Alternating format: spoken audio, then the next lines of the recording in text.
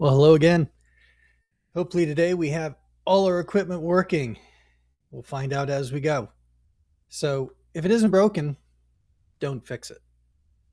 Old saying, something that needs to come back though, because we have all sorts of incentive structures that are built around fixing that which is broken. And so, if that's your incentive, that's where it lies. What kind of behavior is that going to cultivate? I think it's at the root of a lot of the issues that we face and the frustrations that you face in your jobs, quite likely. So, we're going to take a look at that today and see if we can at least encourage each other, if not come up with some answers on today's Daily Dance.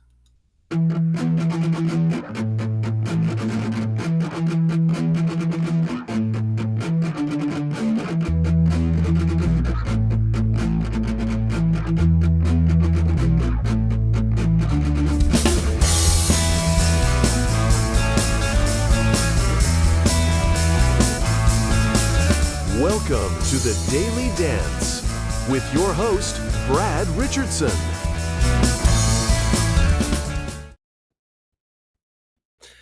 Alrighty, and I think we've got the mic on today. If you were on yesterday's show, you'll know that half of that show had no audio. So apologies for that. But hey, we never promised perfection. This is about getting the wheels in motion and doing something, getting forward motion and trying things that you can try with what you've got in front of you, making use of the tools you have, and not allowing yourself the excuse of not getting going because you don't have absolutely everything as you would like it, right? We go ahead and we make the most with what we've got, and then we go from there. We have actually made it. This is our 40th episode. So, yay for us. 40th episode. All right. Very fun. It's been a blast so far and a learning experience. And for those of you that have tuned in, thank you so much for spending time and listening and considering the things that I get to talk about. And today's episode is going to be another good one. I think just something that is vital and important to our working world, because the theme, what we're trying to do with the Daily Dance is we're trying to find better ways to navigate the working world that we're in and make it better for our part in the process. So I think this is going to be a pretty key and vital episode. But before we get into that, we do need to do our daily dance. All of you out there, we know what it's like to get up every day and you have to find the motivation and the inspiration to move ahead with what you're doing in your life and in your job and in your career. And those are three separate things. But to do that, we do our little dance. I hope you do yours every day before you get going. Do another one with us when you watch the show. I hope you do, because when you do your little dance, it helps everything get flowing. The blood gets flowing. We don't take ourselves so seriously. It allows us to then focus on things around us that we need to handle, that we need to deal with, that we want to excel at. So our little dance, it seems silly, but it's important. This whole reason why the show is named is what it is. So will you please just take a minute at your desk, in your chair, get your workmates to do it with you, but let's do our daily dance.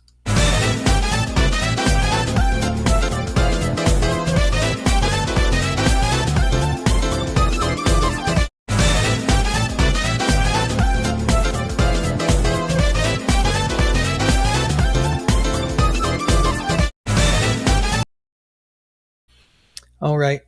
And I feel ready to go. I hope you do too. It is Tuesday, June. What is it? It is June 2nd, Tuesday, June 2nd. Here we are into June and into our Tuesday, past our Monday. And I hope your week is going well. Today, what we're going to be talking about is, if it isn't broken, don't fix it. Essentially, that's the easiest way that I could find a container to put all this in. But I think we are just seeing with so many of the decisions being made in business, the chasing of profits above all else, but also the chasing after um, the new tech, which we talk about a lot on here. And I realize you're not all into tech, but look, it affects your business, it affects your lives, it affects your work, doesn't it? We almost all of us now are affected by the technology in our businesses. And this idea that we always need to be chasing after the next big thing.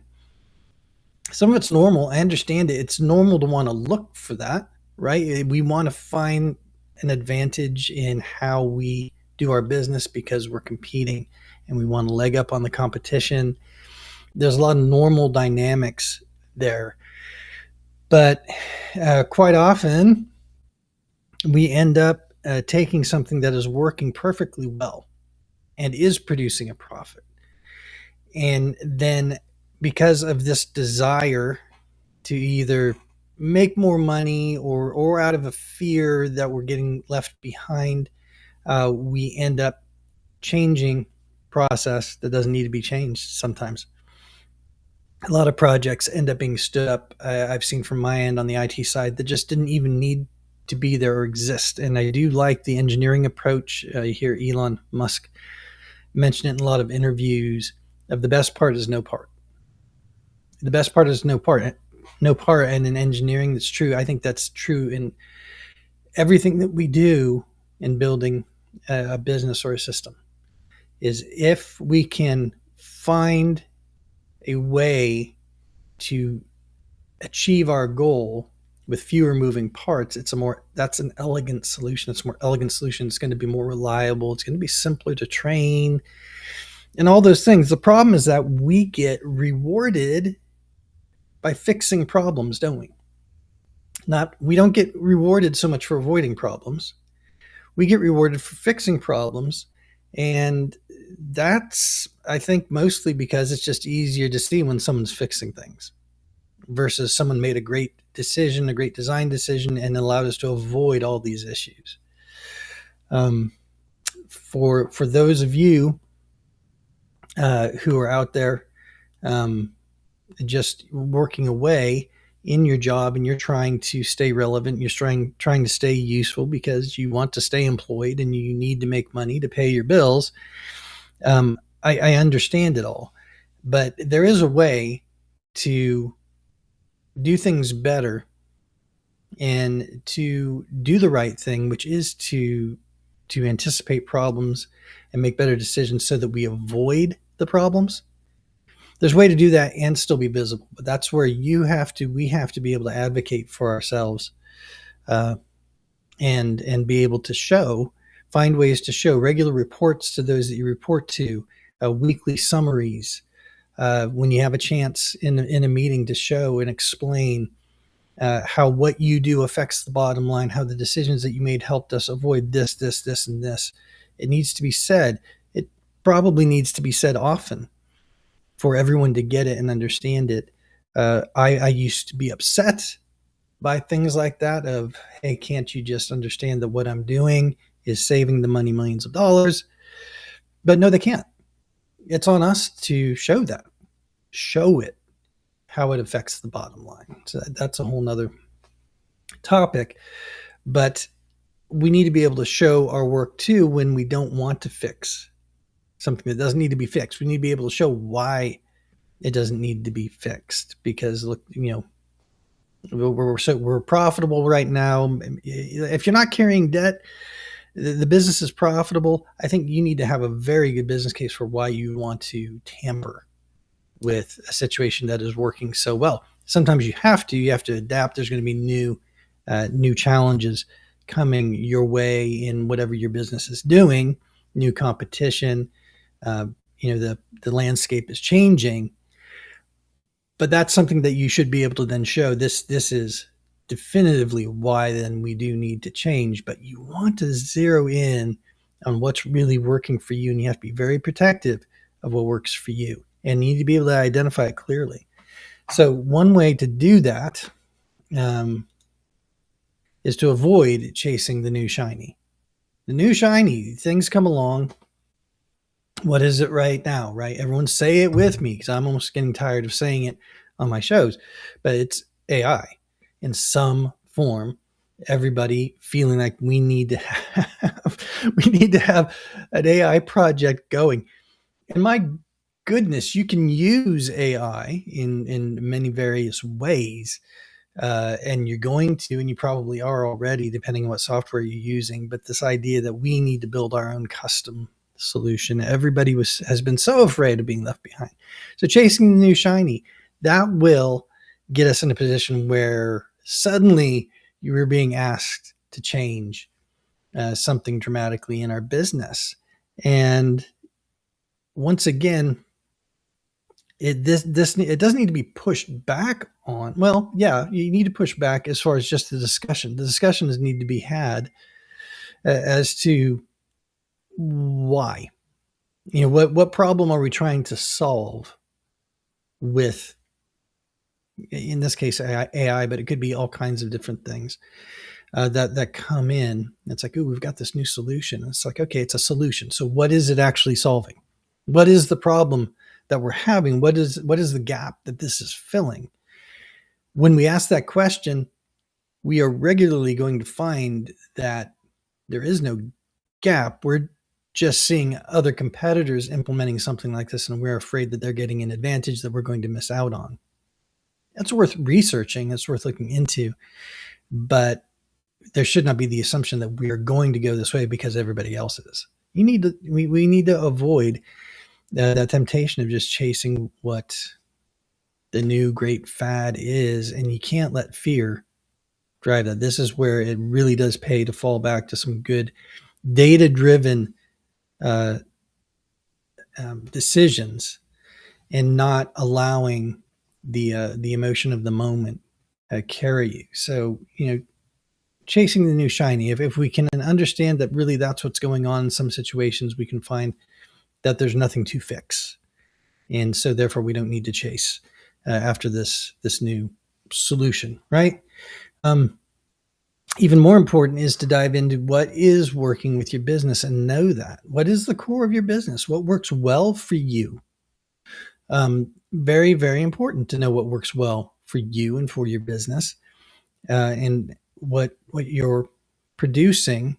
How are you producing? If you're profitable right now, things are going well. Why? What is it? What is at the core of that for you and your teams? Maybe you have certain processes that you do that are more efficient, that give you a leg up on the competition. There's a lot of businesses that feel like they do in this instance, and you really don't. And that, again, you need to be very critical of your own process, of your own culture. You need to dig down and go, okay, if we're being profitable right now, why? And part of that is you also need to be honest about, are we just in really good market conditions right now? Maybe it isn't that we're doing anything so extremely phenomenally well. Maybe we're just in it's a really good time to be in the business that we're in, right?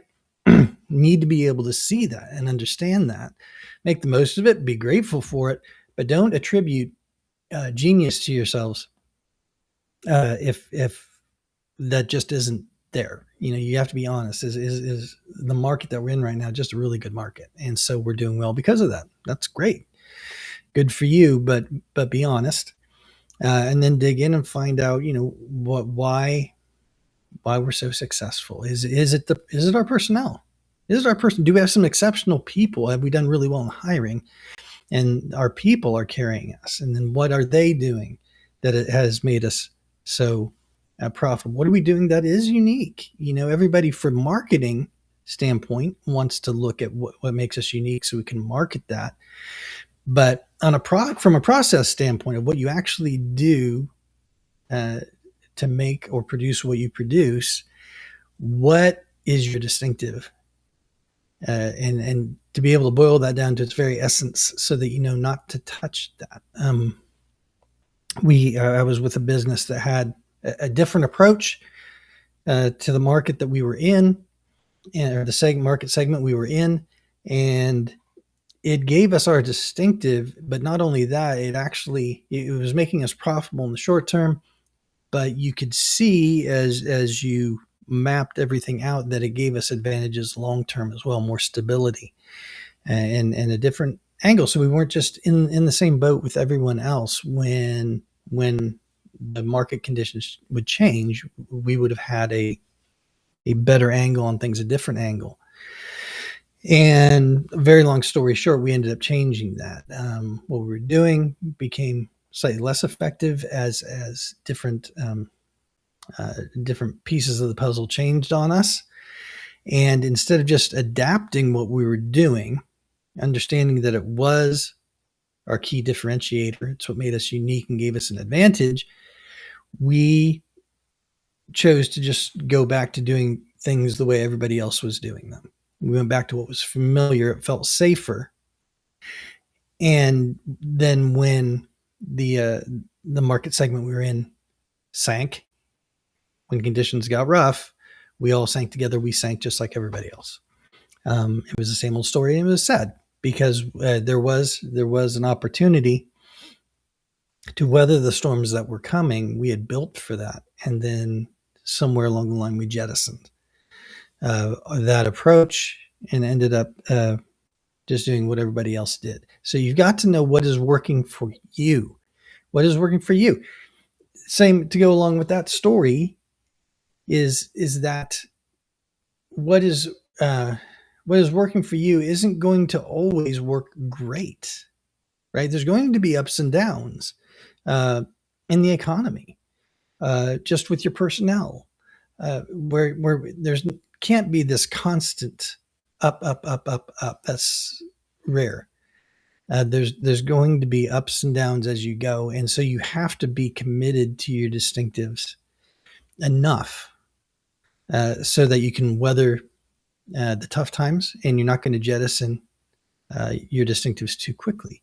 Yes, there can be a time to change. Yes, you don't want to be so dedicated to them that when they're legitimately no longer working, that you are just riding the plane down, right? You're riding the smoking husk of whatever used to work down into the ground, and away you go. But you have to be committed enough to those distinctives that there has to be a really good case against them before you jettison them. You can't abandon them easily, otherwise those aren't your distinctives.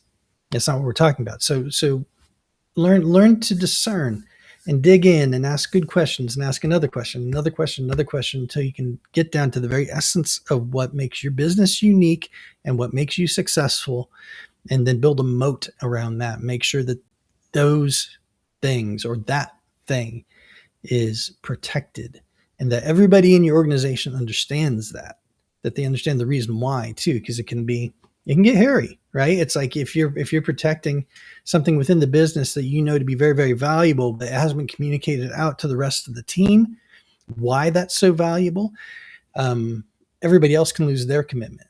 They can start to question your leadership because they don't understand why you're being so dedicated, and give some explanation. We can't hoard information like that. Give explanation to your team so that you can all get on the same page and protect what is working. And then finally, when enough may be enough. Just having to learn that enough is enough. Sometimes what we're being driven by is that profit motive, right? And that's normal. What's not good is when you're already plenty profitable. And we've seen this with a lot of businesses recently, making loads of money, and yet still feeling the need to disrupt your business because you want to make more money. Okay, that's fine, but that's not worth a huge disruption. It's worth pursuing. It's worth staying fresh. It's worth realizing, trying to see emerging trends and stay ahead of things. But it's not worth disrupting your business for. We need to learn when enough may be enough. My favorite example of this, and something that I always go back to, I know it's an old classic online. I don't know if you've seen it, but College Humor does a skit where, I mean, obviously fictional, but with one of them pretending to be the the Oreo CEO.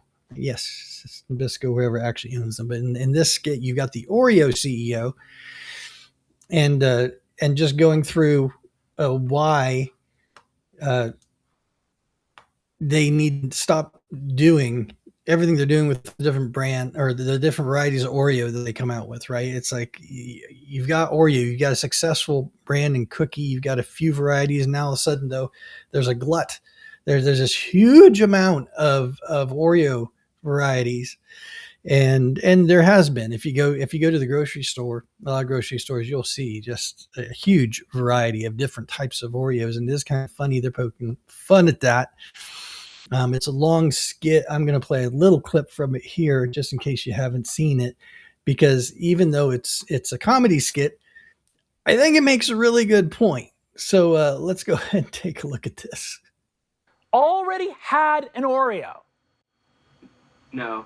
Then what are we doing? Uh-oh, what's this? It's the new Bizarro line from Oreos, putting the fun back into functionally the same cookie. With the new Inside Out Oreo, you got cream on the outside with crunchy cookie in the middle.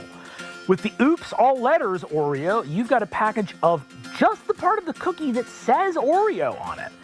And with the Dodecatuple Stuff Oreo, enough.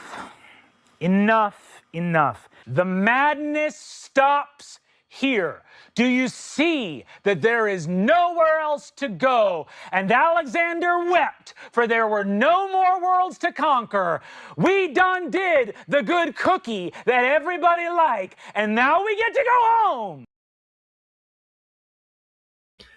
So I think I've got to imagine that there's a lot of people out there that can relate to that. I could relate to that, because isn't that what it feels like in our businesses? You see these businesses that are wildly successful, doing quite well, but what are we doing? Our incentive as employees, executives, all the way through, is that we've got to be doing something new. We've got to expand our market. We have to, right? It's this continual growth. For that part of it, I really don't know what the solution is, because we've kind of put ourselves in a corner with that in business and the way everything runs these days. Especially if you're in a publicly traded company, everybody needs to see constant growth, right? And it's kind of a shame, because you could have, and you still see some small privately held businesses that do operate on a more sane, a sane strategy of realizing that, no, here's the thing we do. We control costs. We price everything well. We provide excellent customer service. We're committed to our employees, and we just have continual steady. Usually they'll still have continual steady growth, but it'll be slower growth, just stable. And somehow, though, in so many areas, we feel like, oh, that's just not enough. There's so many people that want to get rich quick or quicker. People who want huge returns on their investments, which is interesting to me. The degree to it, now you understand, yes, you want good returns on your investments, but the degree to which people want to drive that forward is, I think, harmful. You can disagree if you would like, but most of the people who want these huge returns are people who already have a lot of money, and so it's the game, right? Maybe it's just the game that's being played. But that's part of why I want to bring these things up, because this is the game we're all trapped in. This is the game we're stuck in. And I'm not saying to rise up against this. I'm saying, acknowledging this is the reality of the world we live in. For those of us, if you're in a company that, quarterly earnings matter, all these things, learn what matters to your boss. Learn what he's being graded on, and help him. Be a help. Chip in. Understand that this is it's funny when we see a skit like that, because yes, we to a large extent, you all wouldn't have to work. In a lot of businesses, you probably really don't have to work as hard as you're working, or as many hours as you're working, because what you're working on probably isn't going to move the needle that much anyway. But if that's what your boss is being judged on, If that's what his career is, that's what's causing him stress, then by all means, yes, we do need to learn to throw in, help out. And if they just want that needle moved a little, okay, fine. Well, you're paying me. So we'll move the needle. Go ahead. But I also think it helps for us to understand that, yeah, it can be a little crazy. That can be a little insane. And it's okay that if you see it and it feels insane to you, it's like, no, you're not the crazy one. But at the same time, when we're being paid to do a job, let's do it. Let's do it well. And then if we work through the other things that we just discussed, we can actually help reduce some of that crazy. Maybe because when things come along, if we're avoiding the new shiny thing without justification, if we're focusing in on what is working and we can show and quantify, look, this is what we do and we are growing and it does make us profitable. And then we can get to this enough may be enough because we can justify, because we can say, no, by actually trying to do more, we're going to hurt the business. By trying to do too much too fast, we're going to actually crash things, right? You're not actually helping the business if we all just become yes men and jump in and chase after things that are not going to benefit the business in the long run. If you have knowledge of that, if it's in your area of expertise, you can see it, you know it, then I believe personally it's our job to say something professionally in a way that whoever you're presenting to can understand it well, right? It's our job. It's our job to interpret all that data, make it useful information so that our leadership teams can make good decisions. You can't just, you can't just sit back. Don't become a cynic. Don't become a cynic and just get in the way. But you can, in a very productive way, in a very useful way, you can take what if you're seeing, look, that's just a fad, that's not going to help us, or it's going, this way that everybody wants to run is going to negatively affect our core competencies, what are distinctive that makes us profitable. It's going to negatively affect that. Find a way, learn how to present that data in a way that it gives information so that your leadership team can see, oh, we don't need to do these extra things. Enough is enough in these areas because we are being profitable, and these other things we want to try are actually only going to act as sandbags. They're only going to weigh us down and make us less profitable, not more. And so that's a very long-winded way of kind of getting to that conclusion, but that is the conclusion of it to a large extent, is that just being able to identify how you all make money, how you all are profitable as a business and as a group, and then learning how to maximize that while avoiding the things that are going to negatively affect profitability, even though initially it feels like, no, we need to get after these things. I'm being more useful. I'm being more productive by being busy and getting after these new initiatives. If those initiatives are going to negatively affect your core business, then no, you need to be able to say no to those things. One last example on that is there are others who have said this. I quote about Steve Jobs a lot because he comes up a lot in these discussions, and I see the quotes come across my screen, and I've read up on the man over the years enough. But it's the power of saying no, right? When he came back to Apple and Apple was ready to go out of business, and Michael Dell was saying, look, if it was my company, I would just sell it, return the money to the shareholders. It had gotten really bad for those who don't remember.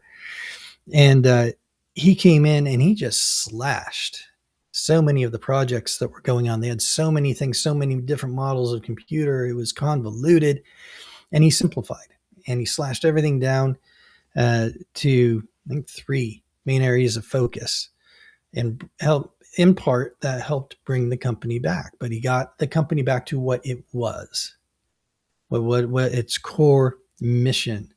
Simon Sinek, I believe, would tie that into knowing your why, getting back to that. And That's what we're talking about. We're talking about protecting that, and not just being busy, and not just doing more out of fear or greed or any of these things. Um, and ironically enough, if you can do that, I believe you will make more money long term. You will. This isn't a way to do less business. This is a way to be more profitable. This is a way to be more profitable, and as a side benefit, um, it's your people who are working there are going to enjoy it a lot more. It's going to be a much more sane approach as opposed to just chasing every little thing. And it will feel maybe a little bit more like the slow and steady approach, but slow and steady still wins the race by and large. And so this is doing all the groundwork, so you have the justification, so you have the solid and real reason for taking the slow and steady approach and protecting the things that really matter in your business. You don't chase the new shiny. You focus on what actually works for you, your core competency, and then identify when enough may be enough. Enough is enough. You know, I like the idea, and in athletics, a lot of times this is the way you approach it. I like to approach it in business as well. You never want to be going out 100%. You want to be, 85, 90%. And you save that last little bit for bursts and times when you need to really grind. But you don't want to be flat out all the time. That's how you burn out. That's how you grind out. That's how you just when it comes time to perform, you need to have enough in you to perform. If you as a business or a person within the business, if you're constantly going completely flat out, that usually does not end in a good place. You have to know how to marshal your forces. There are seasons where you need to go flat out, but that's why you don't want to do it all the time. And it's the same in pursuit of profit. When you're pursuing profit, if you feel like, we need to be doing absolutely everything to just pump up our bottom line, and you're just kind of manically pursuing that, it's going to make you make bad decisions, and you just don't achieve what you think. You lose efficiency, and efficiency and effectiveness tend to go together. And then you're going to lose the economy of the thing as well. You're going to end up losing money. So, sometimes the best fix is no fix. Sometimes, if it's working, if something's really working, evaluate whether or not you want to change that or not. So don't chase the new shiny. Identify what's working and know when enough is enough. So where does that leave us? What kind of homework for today? Well, how about what is sacred in your business? What is sacred in your business? What is the thing in your business that not only makes your business distinct from your competition, but also gives you that leg up, that also gives you hope? When you think about it, it's the thing that your mind goes to, and you realize this is the thing that makes me believe that this company is going to continue to be successful because we can do this.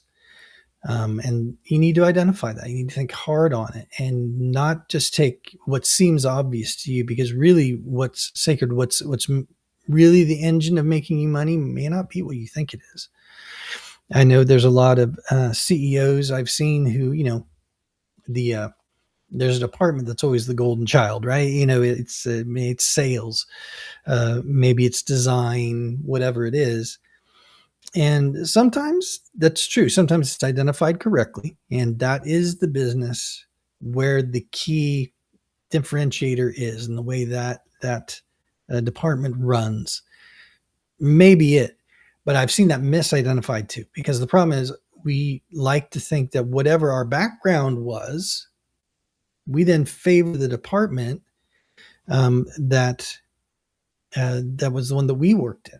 That where we come from, we understand it better. And so we love to ascribe to that department maybe success and and vitality and just a necessity for that business, for that part of the business, we may elevate that above what it's earned or warranted. We may be seeing through rose-colored glasses, and we need to be careful not to do that because a lot of the time, if you do that and you end up protecting the wrong thing, you make something sacred that isn't. You end up protecting. Sometimes you end up protecting the boat anchor.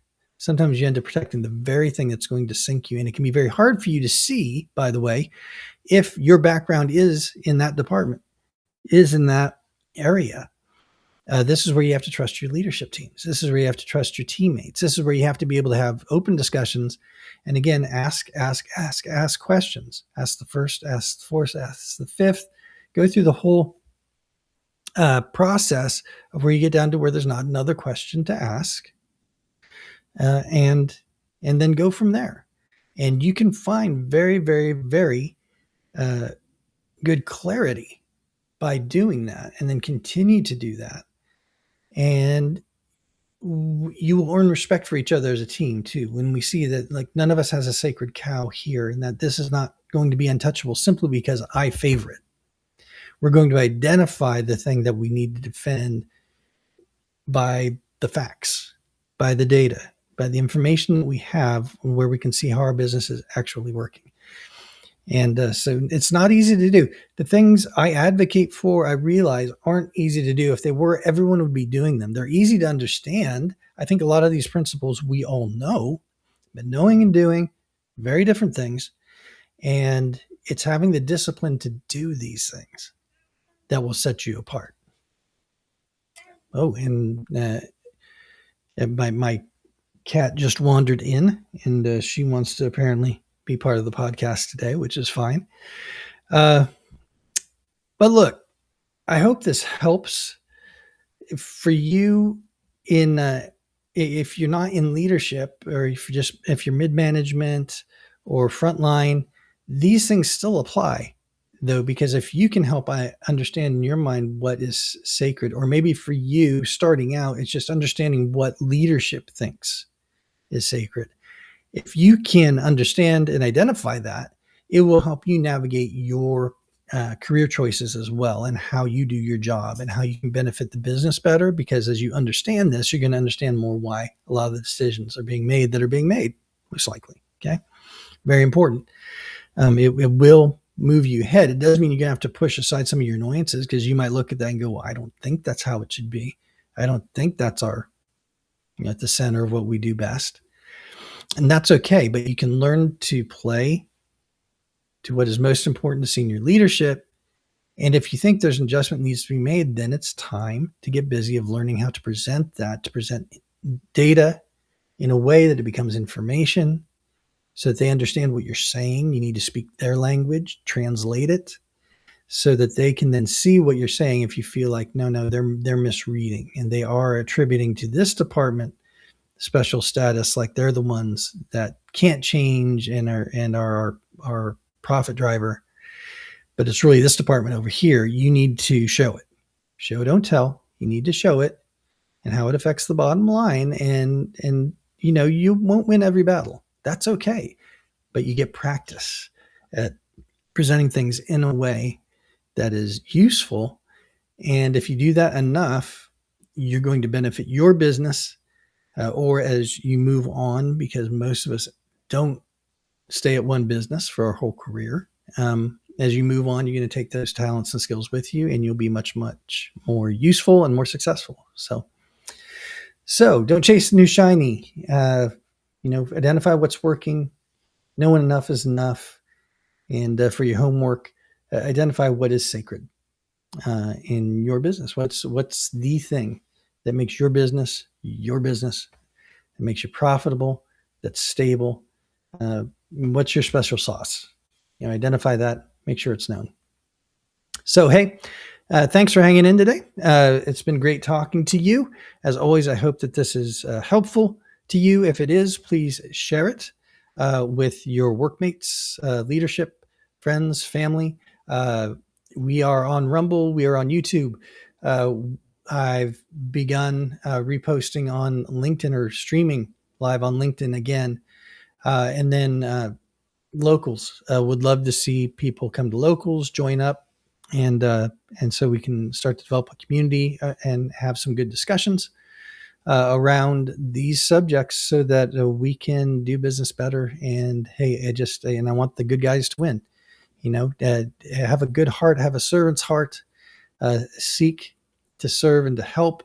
And these are tools that can help you do that. And if you're, one of the good guys out there, one of the good guys or gals, then you need to, I want you to feel emboldened and to have the tool set to be able to speak up and, and affect your business positively and win the day when there are competitions for what ideas are going to take the field and then going to move forward. I want you to be able to win those. So that's what we're doing here. We appreciate every time that you show up and you give us your time. I hope that you have a good rest of your week. Stay engaged, stay at it, and whatever you do, no matter how tough it gets, remember to just